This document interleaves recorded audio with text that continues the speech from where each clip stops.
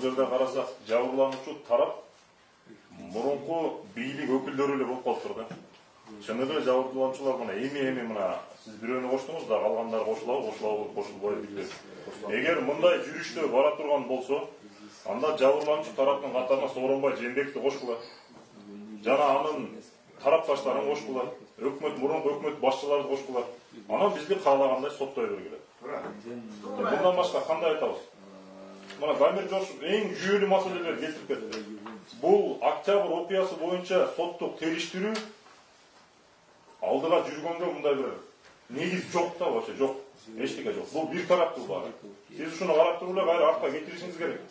Азыр мына прокуратура тарапта мына баягы мен дагы бир жолу айтып кетейин.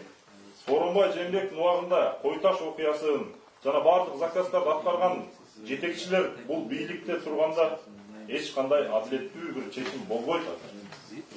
Фамилияларын дагы бир жолу атап кетейин. Зам министр МВД Мекебек Ашыркаджаев турат.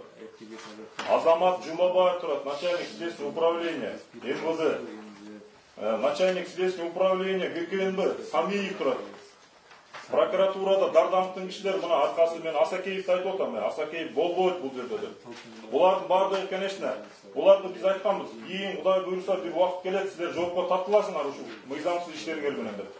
Булар ошолорду жабыш үчүн болгон аракеттерин кылып атышат. Азыр Садыр Жапаров өзүнүн көзү менен эмес, Сооронбай Жээнбековдун көзү менен карап атат бул иштерди. Сооронбай Жээнбековдун жакындарынын көзү менен карап атат. Анткени алардын баардыгы ушул тиешелүү кызматтардын баарын жетектеп турат азыр.